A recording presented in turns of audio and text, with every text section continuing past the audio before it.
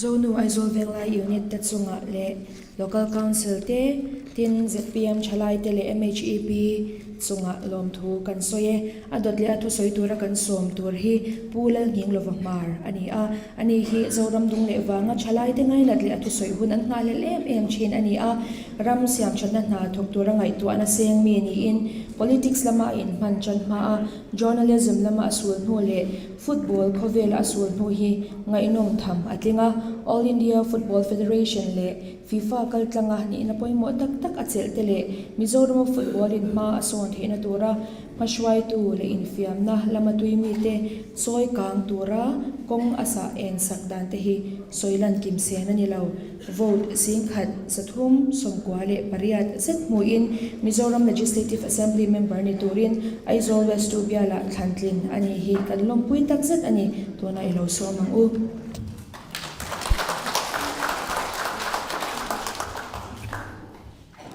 kan in khom na kai khuai tu kan home minister le Aizol no 3 BL2 din education minister le Aizol no 2 BL2 te le waina local khom zong zong ten zawain chimai ka buk cheu ni ahun taka ka lo thleng thei lawa thupa kan choi duwa waina program hi kan man hun tura ruwa tania mai ro chu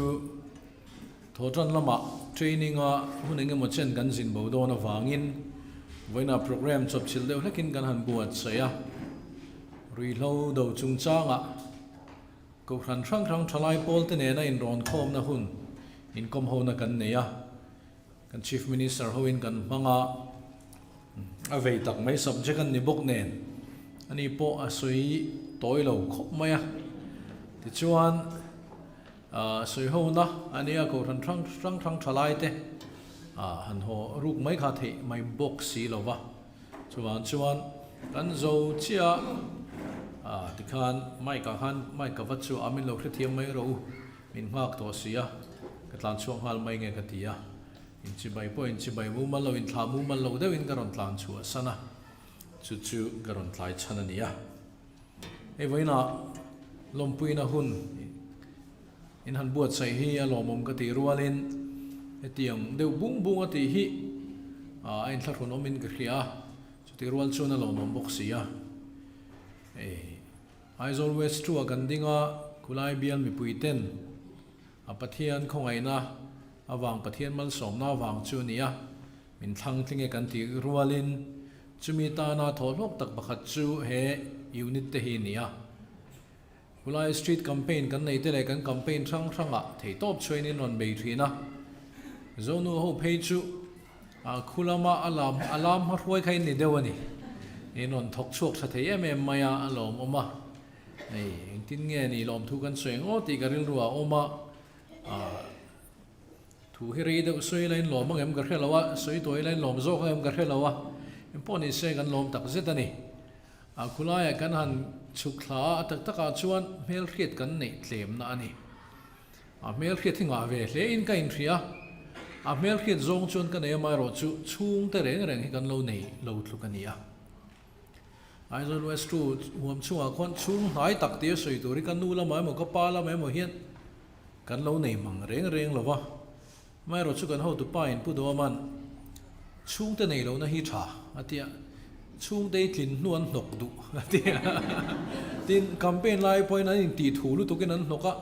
chung te beran chen mang lo nan nok boka chu wangin ti khani ti tin ti mai ro atia atha zo ke tia mai ro chu han tlin ta ka chuan kan campaign lai pon ka soi ka chung te fekin ni ka tia chu tiang hun har sa anga ngai ain thlan ma de chuan ni party dang ta na tlin ol sam lo na turan ngai mani se nang ni hoin min puya kan tang hawa kan han tling ta nia tin voina hian kan bia lama training ma za tin min man puyan lo din pui to em gar an lo din tir to che em gar helawa a mel tha kha Aizol West tu tanga local an ne khoin an ding teule Aizol West tu tanga local zo khan ding teule ka soi khamo a mel tha hi kan ni le alo ma me an ni ho kha a thok rim an nia kan thuai tu te headquarter sami te le ulai block te kan thuai tu ten ni hlomani poni se voina hian thu soi kha a toy zong kha tha toin kan ringa tu na chuan lom thu kan soya panina chuan hei e min trong trai sak thin ula min troi om thin ula ka duwa tina ven pui tu ta po ni ula ka duwa ka som bok chewani a minga minister han ni ta ka chuan ni china po ka soya tlin lima tang hianin lom pui na te thil dil te ti tur min thil te hian ni nok mai kan message hon sen po ni lawa tira chuan a tuna po hianin excise minister kan nia zu zor du te du lo te a du lo a po du lo mai te tin a zor dan tur chi khrang te hi ni tin hian kan dong reng mai ni chu tiang chuanin a rot na fing tak te tha tak te ni hloma tin chu tiang in department dang a po ni boka chu tiang te chu kan din hun ania tak a chuan voina kan un tlai chan po kan ram rui lo din hun kan thri a India ma hian te na khrang hain asang hi kan ni chho zel maya churam chu engtin nge kan chan chhuwa theang tunai din hun thazo ka engtin nge kan siam theang ti kan han be ho don ania kan chief minister in avea wena po war takin asoya chumte chu wena hianin a report ang dewa han suya nang ni na min ven pui theina turin han suilan kha thain kriya e home minister kan bula oma check gate a kan strict don poisala ki kan ti to pang atia wena chief minister in an puang zuya police check gate mai ni don lo excise check gate a po dan lo ang thil ti kan omani chuan kan in dim don lo fa tin a thula ni chuan in kan in son chuak bokanga kan in threm bokanga ban hial te po kan ngai palang ti alo oma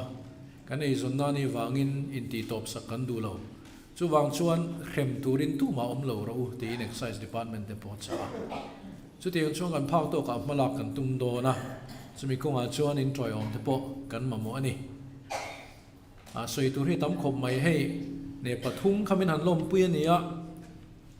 pusa pachu thenom pa nia na kan thokho thina kan in nai dan te po the chiang vek tu in nia thenom kho veng te chu na to ma than te hi a then chuan in thianga then chuan in threlo wanga ka thian pa tho ania ka sikul kal pui ania tin chumin huwa po kan in kom chho zela ram ve pui tle rol chuwa chawa kan le khazir hun lai in kom kan nia kan thian mai tak bokani ZPM lu tur po hianin kan nung chia me chuan min som du lova chuan wa lai ni om tur min du dewa ta a chak zo ka me chuan a palian zo khi chuan in min som na sa ber hi a ber hi te tur ni ta se ni mai ngamo ka tia bial fan pa en thing pui ka ron in lok ti pa hian ong kala thil dang hi soi te a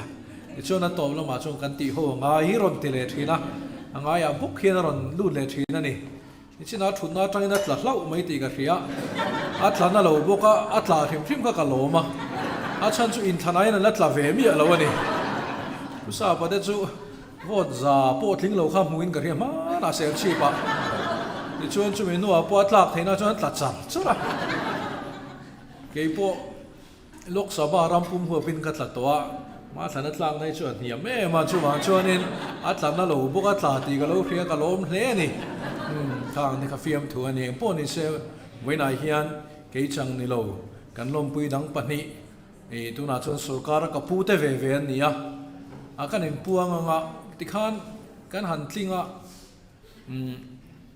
kan ho tu dan min du saka ke te lu minister a min da ti chuan office kan lu fel chi atia home minister khan ni to box sia champhai jing tu atia champhai lam en dikangai ram ri te arui lo chung chang ate le thil danga police chang le lowin excise apo atia champhai jin ang otia kan thenom pa ni lai kha chu ni se angoi ro Christmas ma chung ka pe lo ka tianga chu mai chu ni lowin a office a kan thu lu tuk ka tianga kan thu ve ni kan office lam kha tak a chuan mai ro chu kan pu kha ni miau kan hnial thiang to lawa champhai te kan han zui chowa chu wang chu ni ka ringa kho zo la te khan kan mual pho ta chiam kha nia kan motor roi kha poni se voina hian kan ho tu te an thokrim ti atom na tan ka sei duwa kan ram ruai tu te hi an thokrim em ani nimina pudo man thu asoya MLA training kharna ke chu file hi ka pending thiam lawak office a file pakhat pending a ompon ka muta tui thei lawa file a tam chuan ka meng rei mai ani tia azo ma chu zana ka be mai ni tia china khan kan in muna po ka soya I meng lu tuk da we mi mutlem em ka tia mutlem te da hu ka mutlem ma lo mo te ka mutlem atia in dim de ro da kan in tia a mel en khanin a rian ve maya chong tu lama phei chong ka mu thi chuak thei lu tu ka tia ne chuan ei pusa pa hianin minister ho group anin ke rian ron tia ka ta chuan in jingdar khat vela hena thlak hi ron thona bulain file hi in tiang cha em maya in leng an hoa na kan thok ve chanange atia ma thanen chu tiang de bok chuat jingdar de dar thum te file khoi ngotin an lo menga chu tiang chu kan ho to da din huna nei wang hianin a chang chuanin kan dim thiam deuh ten ngai don poimo chuanin kan ram throi tu kan ban phak om tur an nia a poimo chun tu mai thlung loin vati buai ulama ro chu a chang chun a ha chol ve ro se ti deuh te po hi ke ni hi ven pui tu tur tak kan nen ka ria ke ipo kha hanin soi ve tai la tu kina hei sang zel hian in soya in program kha in la tait le lu tu ka tia heti hian kum nga ni don ka tia chu chia chu ka changa ain dot thei khop moi ani zana